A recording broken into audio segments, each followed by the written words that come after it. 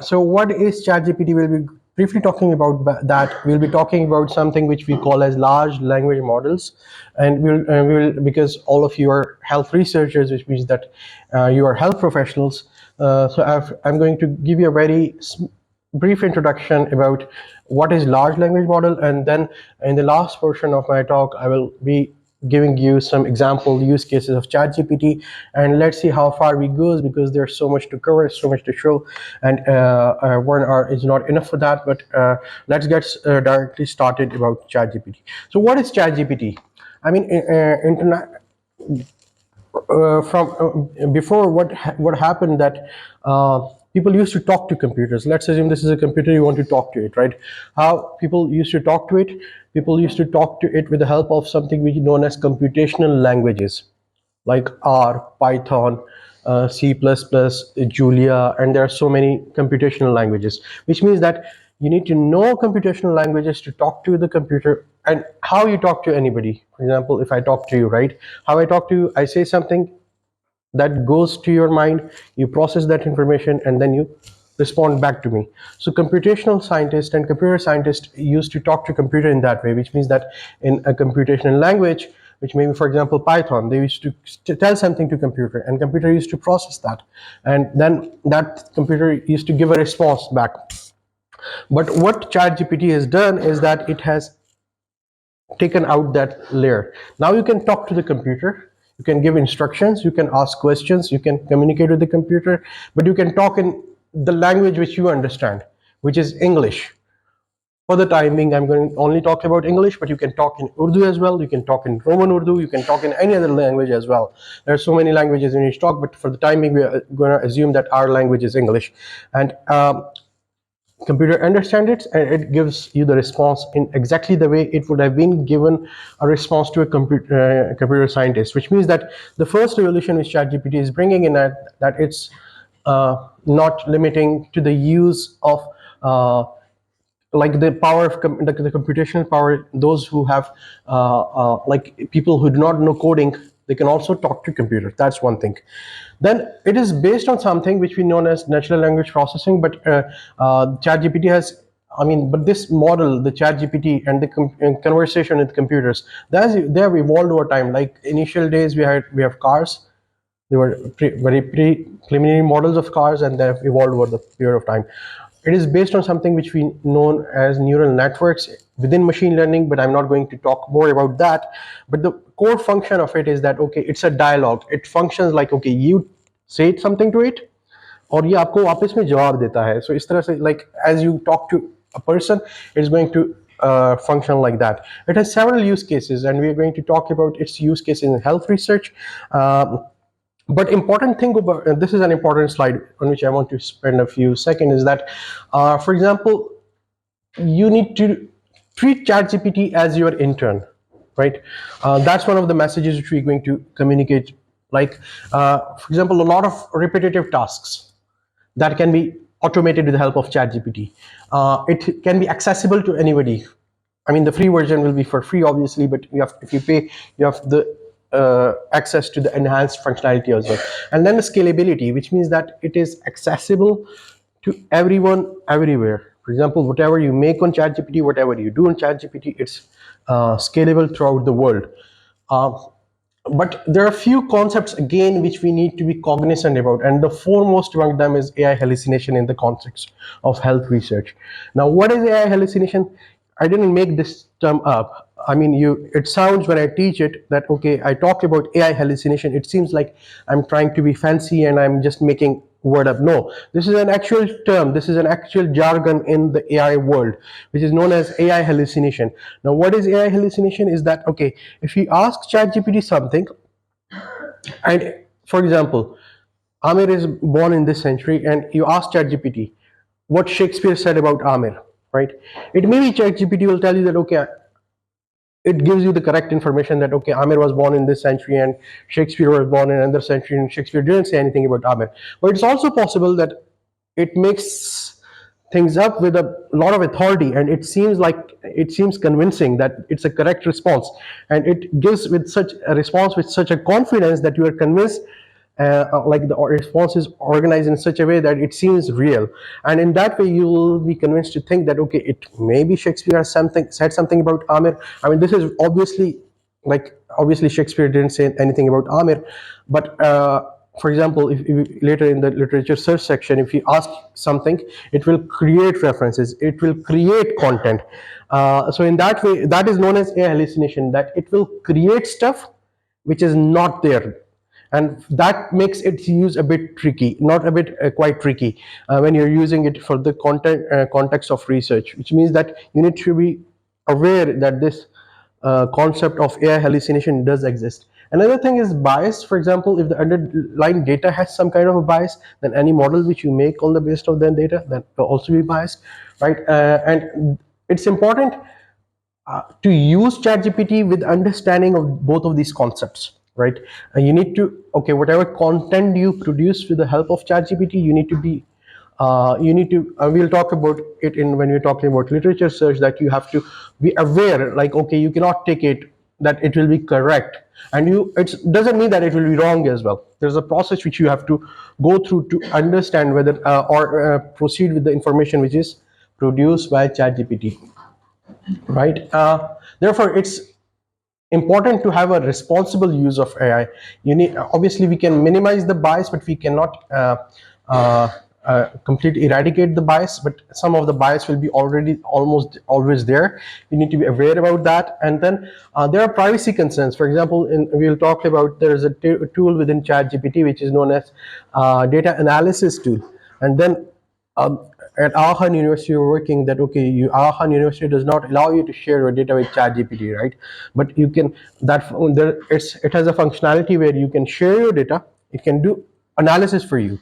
Like, you just tell it, okay, analyze this data, no further instructions, and it will guide you an analysis. But the issue is that okay, you cannot share your data. How would we proceed in that? So that's one of another aspect of it.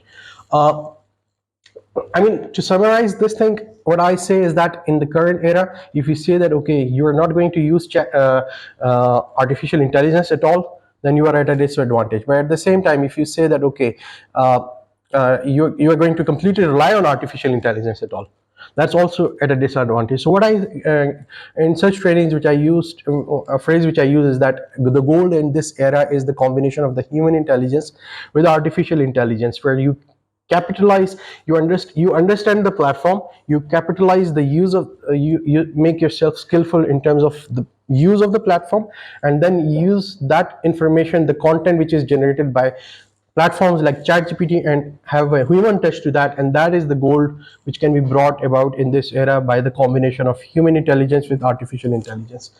With that, I'm going to proceed quickly with, that was a quick overview of ChatGPT. And the next thing which I want to talk about is the large language models. And again, I'm going to go through it in very quickly, because the intention of this session is just to give you hands-on exercise, and just the introduction has already taken me more than around 10 minutes. So I will go through this very quickly, and there is a lot of technical details around this, but I want to avoid those technical details. What I've done is that in this presentation, I'm talking what is large language model, how it works, and then we're going to talk about different use cases of ChatGPT. So large language models are advanced computer programs designed to understand, generate, and interact using human language, built using vast amount of text data. They can perform a variety of language related tasks such as answering questions, writing essays, summarizing text, even engaging in conversations. But the important issue is not that. All of these functionalities were already there before the large language models were there. But there's something which large language models have taken, on the value which is being generated by ChatGPT or large language model is beyond what was there in the previous era, because of a number of things. But for the time being, you should consider it as for health professionals, think of them as a sophisticated digital colleague trained to assist in information and processing. And this is very important. Train it as your intern, like a person who has just graduated from college. I mean, unskilled, like you at every step. For example, a trainee, an intern comes to you. What do? you cannot expect him or her to process or complete a task unsupervised, right? You give them a task, some of them are very good, but they need supervision, they need human touch. That's exactly how you need to deal with ChatGPT, right? So there are a few concepts which which are the part of the ChatGPT's large language models, and these concepts have some technical details, and I'm intentionally skipping over those technical details and talking about them in ways which are understandable to the health professional. For example, one of the concepts is known as attention mechanism, which so for example, you give them a large amount of information, right? Now, one of the unique features of these large language models is that they are able to identify which parts of the input data are more relevant or important for a given task. For example, you give it 500 words or 1000 words of text, it has a unique capacity to identify what is important and ignore the unimportant part of it. That is known as attention mechanism. The next is multi-held attention. It allows them to simultaneously process and understand information from different angles and perspectives. Let's see, for example, it's a PhD department and then PhD has some subspecialty. Somebody is pediatric cardiologist, somebody has radiological expertise, and somebody has research expertise. And how, like, let's assume that people from different fields are just seeing things from a different angles. That's how it has that kind of a role. Like, it has the ability to simultaneously process and understand information from different angles and perspectives. Then positional encoding. It understands the sequential order or positions of elements within a sequence, such as words in a sentence or tokens in a document, right? Initially what happened before large language models, what was happening that each of the word was interpreted without context. For example, I am a doctor. So I was interpreted separately, M was interpreted separately, and doctor was interpreted separately, and the positionality was not important, right? The analogy of this is that, okay, again, when you are seeing the medical, when you're taking history, when you do physical examinations, and then you do some labs, right? So each information has a sequential importance and it has a position associated. So what questions you ask, right? It has the ability to kind of like attach value or interpret the importance of position of different words in the context of the sentence, and the position of the sentence in the context of the paragraph, and the position of the paragraph in the context of the whole essay. Then it has multiple layers, right? Again, for example, it processes information in a hierarchical manner. And I mean, for example, this is a whole model. Then it has, let's assume it's a first story, second story, third story, and fourth story. One layer does something and then passes it information to another one. Again, take the example of, for example, this, like there are different departments.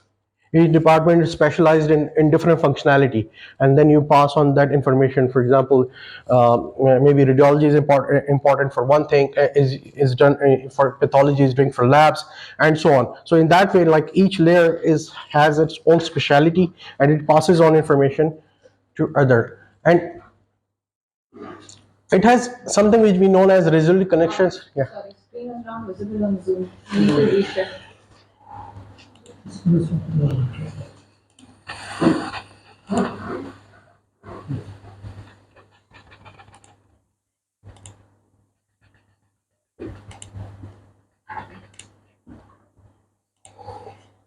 Is it visible now? Can you confirm? Huh? Hey?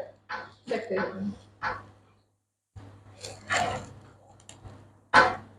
Let's see. Yes, fine now. Okay.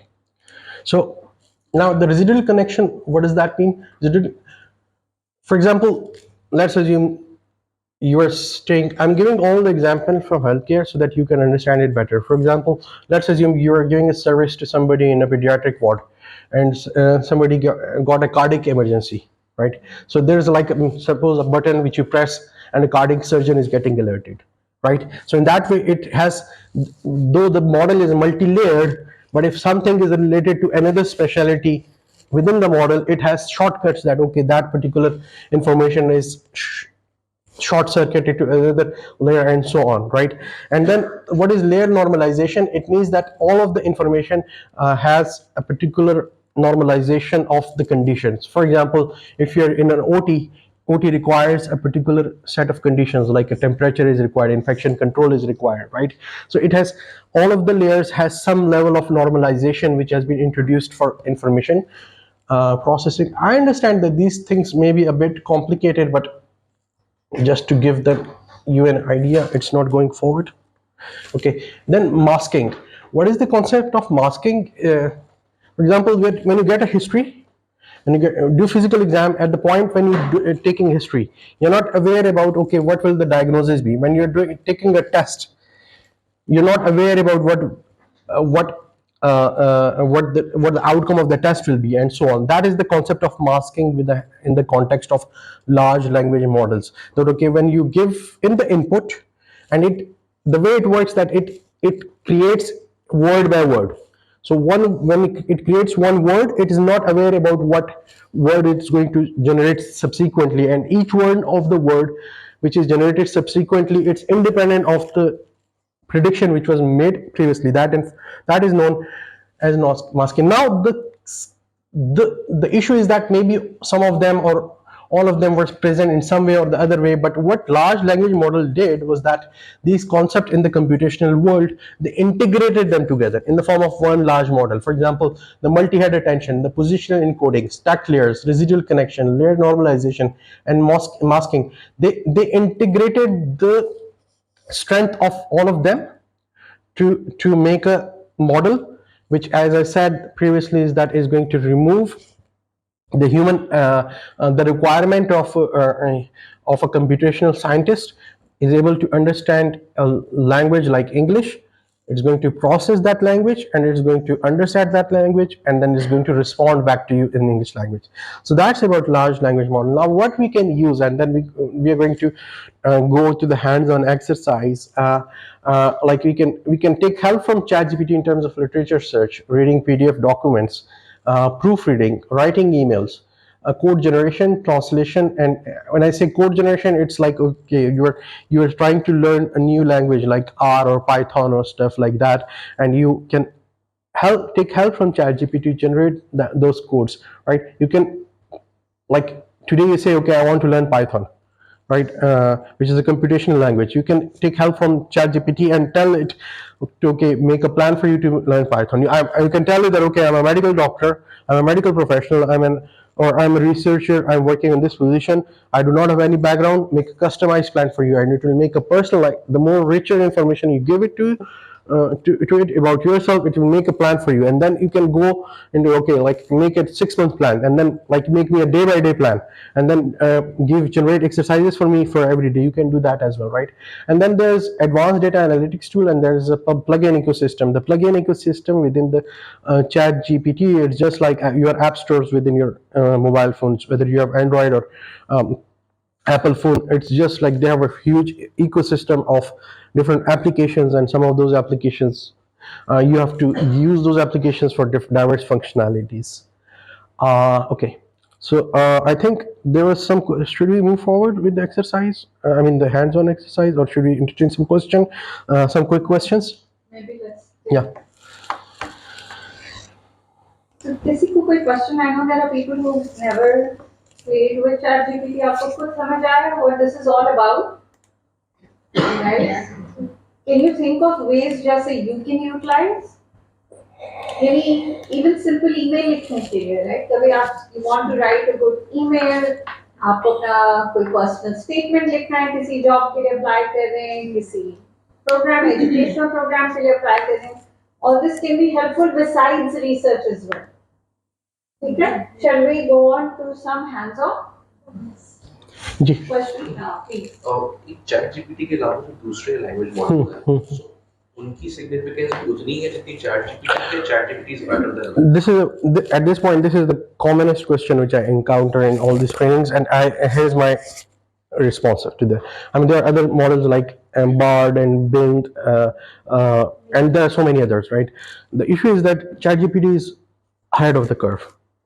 I mean, I've been using ChatGPT the way, within the few weeks which I started, and I've been using it quite regularly. And I found it's quite ahead. I mean, the amount of functionality which ChatGPT is, I didn't find in other languages and other platforms. Okay. Yeah. So what's the difference between the different version of the ChatGPT? The one is the free one, which you are using normally, and then there is a paid one. So, Right. So is it okay we are using the free one, or we have to buy the? So that's what I'm going to show you some of the functionality. Some of those functionality will be available in the free one, but some of the advanced functionality will not be present in the free one. I'm going to demonstrate to you what is present, what you can do with the free one, and what you need to pay for to get to the advanced one, right? So I think with that, I think let me first of all give you an overview of the platform. I mean, if you open ChatGPT, you would go to OpenAI, go to ChatGPT. If you don't know, just Google ChatGPT, you will get the link. You sign it with your Gmail ID, you'll get access to this page. Yours will be a bit different because mine is a paid version, and if you are using the free version, then that will be different. So here is where you type any message, right? For example, I will say, "Hi, how are you doing?" So something like that, and then it will give you something like, okay, hi, hello, I'm here to assist you with the academic research, because there is a reason it's giving me that response. I'm going to talk about that. It knows that who I am, because you can customize it, you can tell it more. So for all of its responses, it's going to give you exactly the way it is required to be tailored, right? But the idea is that, okay, you put something here as an input. Now this thing which I said, hi, how are you doing, that is known as a prompt. And then around that, there's a whole field of prompt engineering. And because as I said, that the layer of computational language requirement has been removed, but the issue is that you need to design the prompt in a way that you are going to get what you intend to get, right? Then if you go here, there is a drop down menu. There are different models, which is 3.5, which will be available in the free one, GPT-4, which will be there in the paid one, and then you have the plugins infrastructure. We will go to that in a bit, or let me quickly go that, and there will be different plugins, and there is a plugin store, and so we will see if we reach there, and then if you go there, there is an explore option, and within explore there are several other tools. Some of them you need to have a link to open it. For example, I need to send you some link, or somebody who has already access to this will send you a link once, and then you'll be access to that. Others will be automatically present. For example, this data analysis tool or DALI will be present. Let's quickly go to DALI. DALI is something which you give a text input, and it's going to generate a picture for you. So in the interest of time, I'm going to give it a very quick text input. Give me a picture of doctor teaching ChatGPT. Something. I mean, the more elaborate your input is. Okay.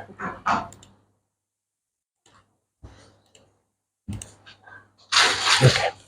The more now, I mean, the more elaborate your input is, the more elaborate your output will be. Okay. So it's going to see.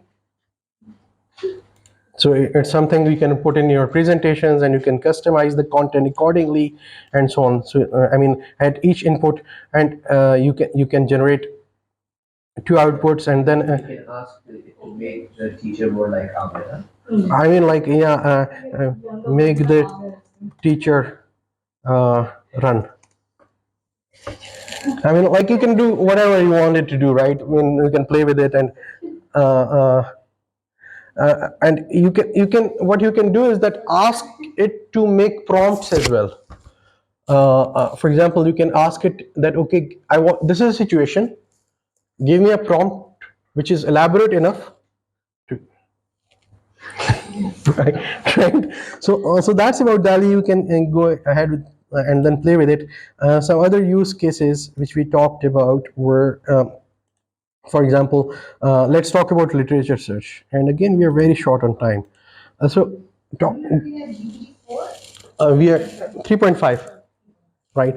So give me a topic. On which topic you want to do the literature search? Anemia. Anemia, okay. And what do you want to do with anemia? You want to write what? Maternal anemia. No, okay, but do you want to write a review article or? Okay, I want to write a review article on maternal anemia. So whenever you write a review, you just make an outline first, right? Give me an outline. I can be more specific. Write a narrative review article on maternal anemia. Give me an outline for this. Okay.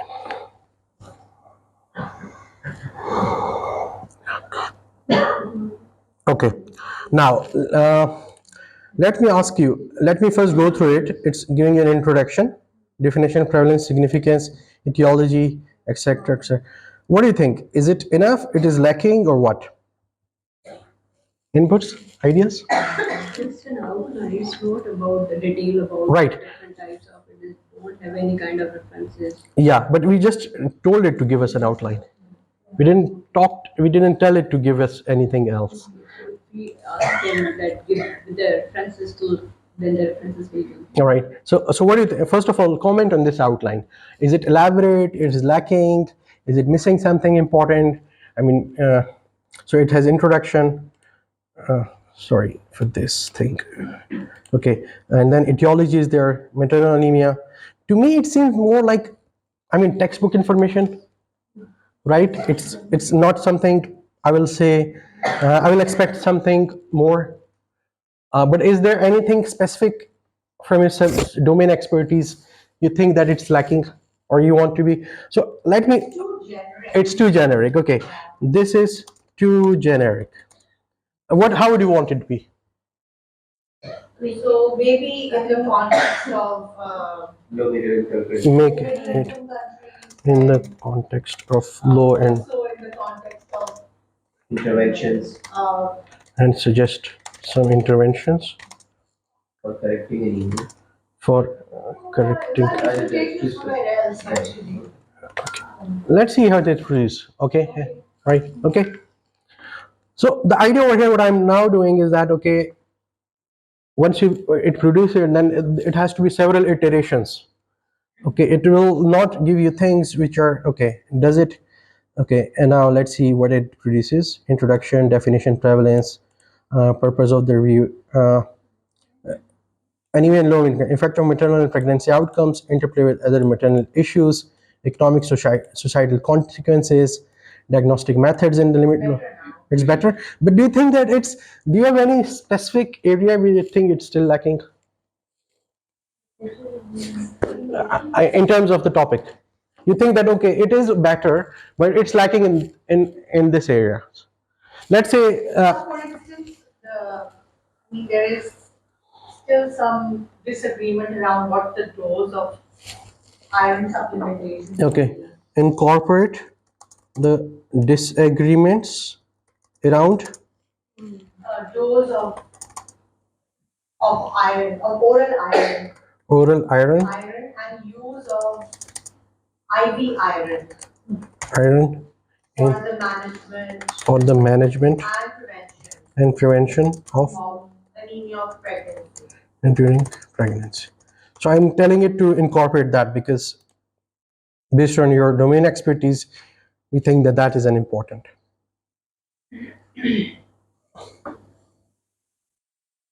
What that in? In added challenges, challenges and barriers, which direction the research gaps we had. Six. Research gaps we had. Long-term impact. ठीक है. Research resolve controversies in manufacturing. And because I'm a data science guy, so I just would not also add a section about possible technology interventions, right? So let's assume, I mean, the idea is that you have to, I mean, we just, within 5 minutes, what we did, we took a topic,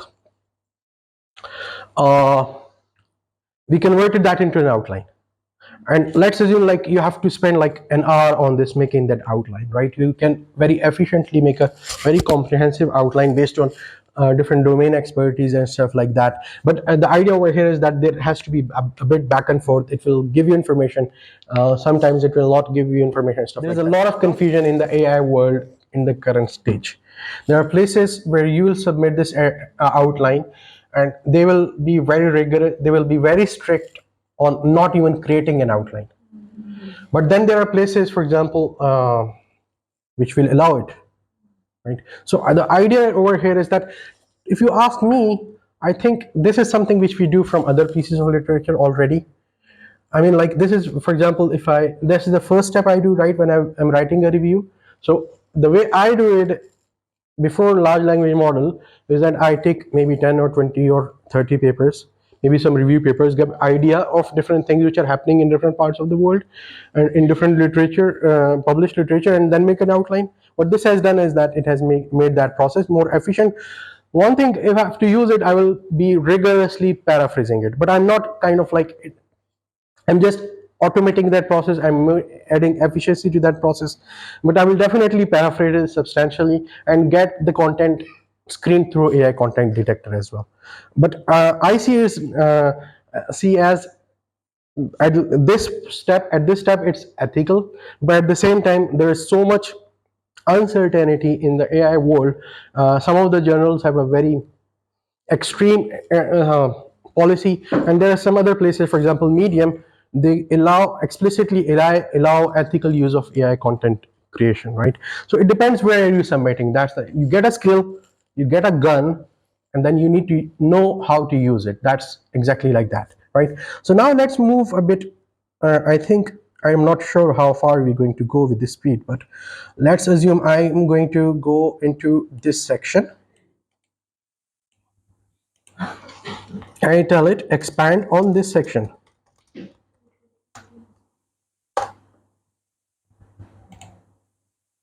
Literature review is missing in this.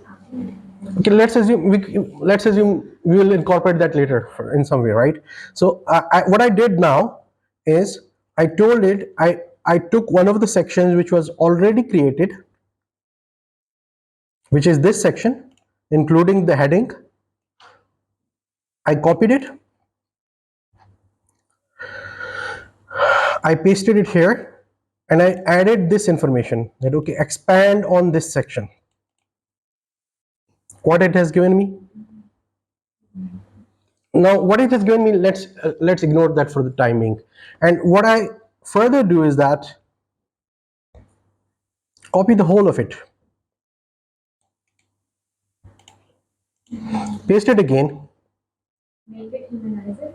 No, rather I will take another subsection of the content which was already created. I'm going to take this section,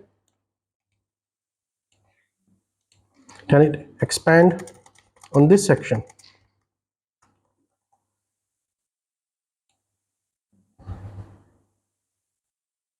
So you know what I'm doing now? I created an outline and going to individual sections, I'm telling it expand on that section. Then it's creating subsections of those sections.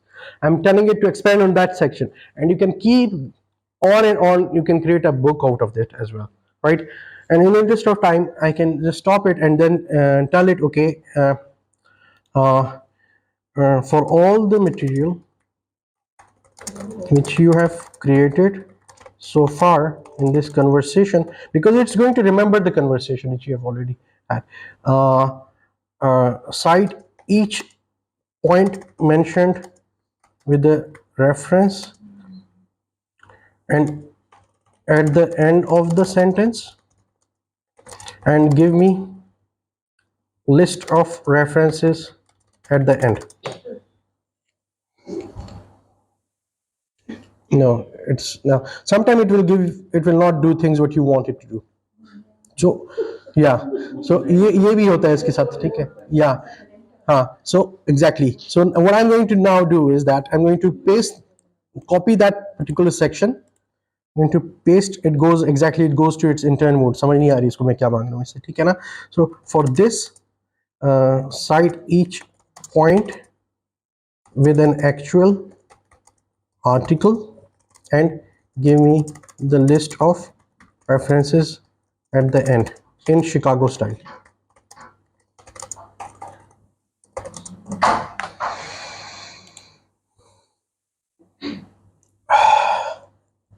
Now, yeah.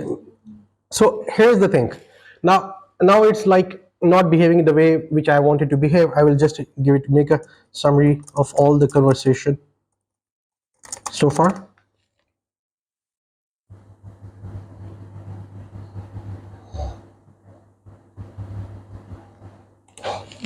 Add references.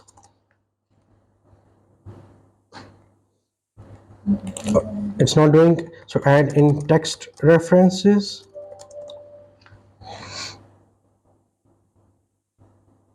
So right now what is happening is that I'm trying to get it to do something when it's not doing. I've tried multiple iterations.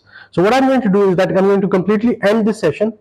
I'm going to start a new session, right? Because when you start a new session, it's going to reset it, right? I mean, this happens a lot in it, that okay, you're trying to do it something and I'm not doing. So now I'm going to write an article on anemia and give references in the article at the end of each sentence. Okay. Just a question. Yeah. जो पुरानी conversation, is it saved somewhere? Yeah, it's here. Where is it? There. Actually, हाँ you ठीक है. have an entire menu of all your Yeah, files. right. Only it's saved there, it's saved for the larger databases. For them. Yeah. Or the same for the words. I have a question. Yeah, 1 minute. Let me just finish, because it happens quite frequently. Like it that I was, so what I was trying to tell it, that whatever you have written, organize it in the form of an article, the way article is now.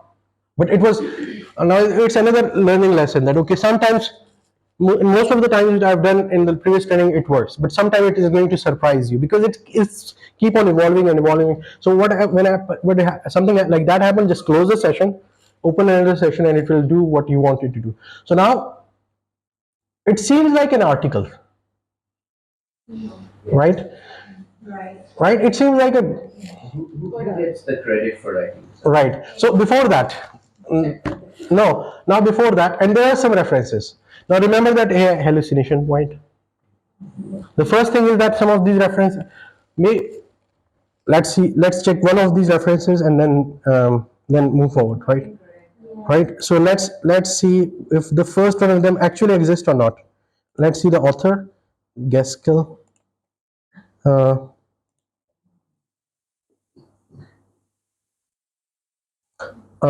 G.S. Benson hai. I don't know. So we are not sure whether it's actually correct or not. But UI से search करके but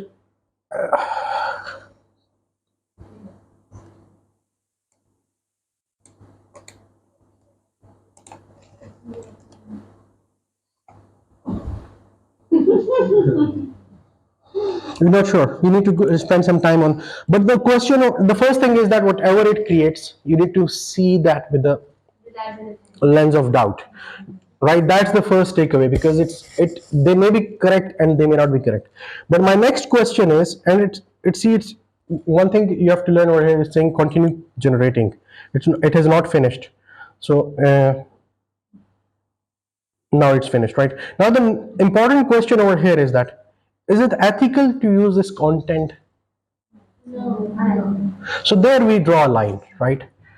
I mean, I don't use it for this, and I don't recommend using it for this as well, right? Because you can use it for something, maybe a blog writing, How are you going to know if someone else is using it? AI content detector. There's an AI content detector which is known as originality.ai. But the problem with that is, now that's also problematic. The problem with that is that in their disclosure, they say that you cannot use ChatGPT, but at the same time, you cannot use stuff like Grammarly. You cannot use Microsoft Editor. I mean, you get into another set of problems there, because if somebody has used Grammarly, then now GPT models are integrated into Grammarly as well. And then that will also get detected as AI content AI content by. I mean, that's another extreme of problems. Then I mean, but the bottom line becomes that okay, an explicit ethical line is that okay, it's something which you can We can generate with AI, but here you cannot use it in this way, right? Generating an outline, some people may say don't use it, but I think that's okay to use it. You can make it more comprehensive, but generating an actual content, there I draw a line. At least it's my perspective. Yeah. If we use AI to just have the proof reading check, so is it going to detect AI and detect it as Yes, it will. So here's what you need. We're going to talk about proofreading in a bit, and because a couple of things which we're going to talk quickly. But what you need to do is that you need to ask the journal, are you okay with it? And then you have to, because what you do is that you publish today, and that's going to stay there for eternity, right? What if tomorrow an AI detector is detected, right? So in this era, you have to first ask the journal, then you have to disclose it. Then, okay, I used ChatGPT. I used this for proofreading because the legal liabilities then lies on the journal, right? You had a question. Yeah, I have a comment and a question. So we are part of the media team, and I used to be in the newsroom. And when ChatGPT first came, we had, like, the New York Times had an issue with what would happen, and they decided on their policy, which we replicated, that, for example, when we're doing stories on big legal court cases, we would use ChatGPT, but we would transparently inform our reader that this following paragraph was generated with ChatGPT. And that really was appreciated by people. And the New York Times, they are sort of wrestling with the same thing. And the Guardian, they have these labs that are working on it. The question I had is, you say that it saves all of your chats. So, like, we had the internet throttled 2 days ago because of the PTI thing, and we have internet shutdowns in Pakistan because of the deep state, and we have laws like the Pakistan Electronic Crimes, Act, PICA, in which you can be criminally prosecuted because of material that you've gotten put online. Now, I don't assume that's going to happen with doctors here, but I mean, I don't know how encrypted it is, but if it's saving it, like, it worries me as someone who knows that the ISI can get into WhatsApp. Right. I mean, all the companies, nobody's going to explicitly say to you that it is not safe. Okay. Like, if you asked it from the OpenAI, they will claim that, okay, we have these many layers of encryption, we have this system, we have data. This, I mean, like, they will talk about some technical and not technical jargon, which we may or may not understand. But ultimately, the decision is yours. Like, whatever you put it in there on the internet, assume that it is going to be leaked one way or the other way, right? I think the assumption should be that nothing is personal or anything. Right. Everywhere. Because if you speak about banana, I mean, like, not bananas, like a purse, you will see the ads of purse the next minute, right? Okay. Then, G. We use same comments and same commands in the ChatGPT for immediate same. Okay, that's a good point. And secondly, we Yeah. are offering some kind of this command to ChatGPT for different sources. They shared some ideas to use this ChatGPT for. So which sources are authentic to use? Because I've faced some kind of fraud. Okay, that maybe we talk about later, but I'm going to answer your first question and then move forward, right? Maybe later on we can talk about that in the interest. So again, since we have around 7 minutes, his question is that, okay, ChatGPT 4 claims to be more fast, not faster, it's slower, but its functionality is enhanced, right? So we're going to put in exactly the same input and see what the difference in the output is. It's expected to be different and expected to be better, but it's not, or it is better. It gave me, it chose a different referencing style, and then, I mean, it claims to be better, and then you have to compare. But the issue with ChatGPT 4, it's a bit slower. So if you have to do things which are quick, rapid iteration, then I mean, the list of references are not very comprehensive. So at least in this instance, I found the previous one was better, but that's something which we have to kind of experiment with, right? Quickly, a few things in the next 6 minutes, because we have to close it exactly at 10. You can do ChatGPT use ChatGPT for two things, right? Write emails. right? Let me write an email to my boss asking for leaves because I did not take any leaves throughout my year and justify it for me as well, right? ठीक है. So it's going to give an elaborate response, right? But who has, right? So I tell it that this is too long, make it to the point.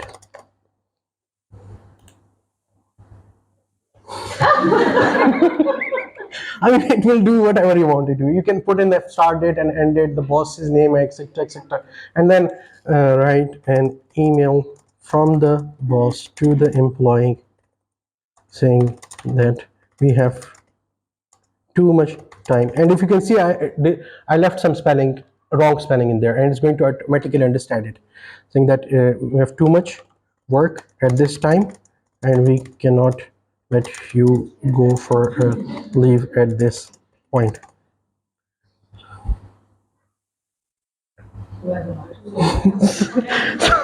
So it makes both boss and employee's job easy. That's up to 5 as reply.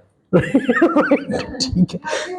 had a comment. So even when you use AI for generating non-scientific content like emails, tweets, posts, blogs, you do remember that there is a machine, a machine flavor to the write-up. That sorry to cut you off. That actually happened to me.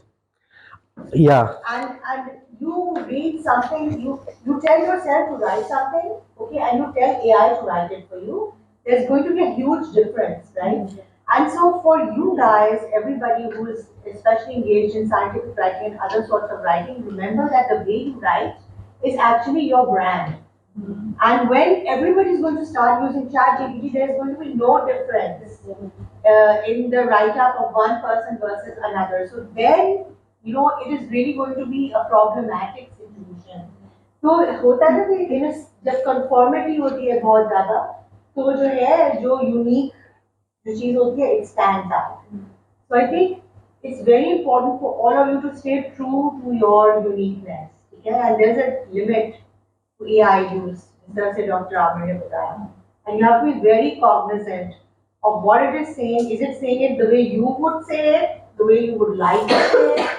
So all of those things you have to just take with a lot of salt actually. Right. So I totally agree with it, and it actually happens to me. I wrote an email to somebody who used to reply to me immediately, and when I wrote an email through AI, they didn't reply, right? And later when I analyzed the situation, I exactly got the reason that, I mean, because so many emails, I mean, I've been conversing with that person, so that person got to know that, okay, that's being generated by AI. But let's go to the next point, and with this we're going to finish it up. Let's assume you don't have a lot of time. Ji, I will let me finish this question. Finish, and then we're going to take questions, right? So how to proofread with ChatGPT? So I mean, you can proofread anything. You can proofread your emails. You can proofread. So I'm going to quickly write something. I'm presenting this session on ChatGPT, and I like it too much. And large language models are good for use, and in the interest of, let's see, it can be a paragraph very roughly written with a lot of spelling errors, a lot of English sentence errors and stuff like that. I'll see, proofread it without changing the content, tone, content and tone.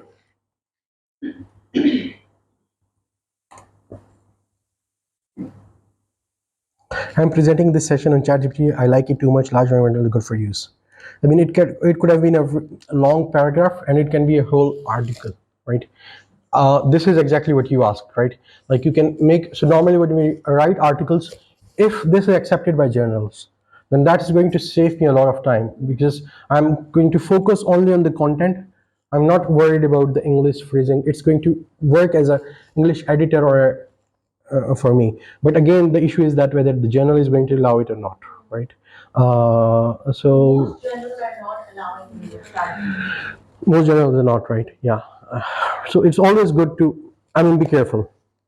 And then there's a lot of other things which we can do with ChatGPT, for example, and we didn't go to that. You can give it a PDF document. You can make it summaries from it. You can, maybe it's 100 pages PDF document. You make a summary from it. You can ask questions from ChatGPT from the same PDF document. You can tell it to make MCQs from you on the basis of that PDF document. Proofreading and writing emails, we talked about literature search. You can ask it to, okay, let me, I want to learn or write an introductory code for me.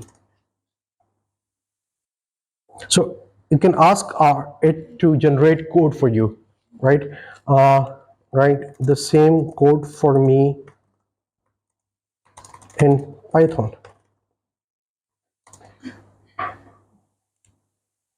So it can generate code for you. It can translate, you know one language. For example, you know Stata, SAS, SPSS, you know it's, you paste its syntax and tell it to, because that's how you think, right? You think in a particular software, and then you paste that particular syntax to ChatGPT and tell it to translate it for you in another language. For example, you want to learn R or Python, it will generate for you. It generates some error.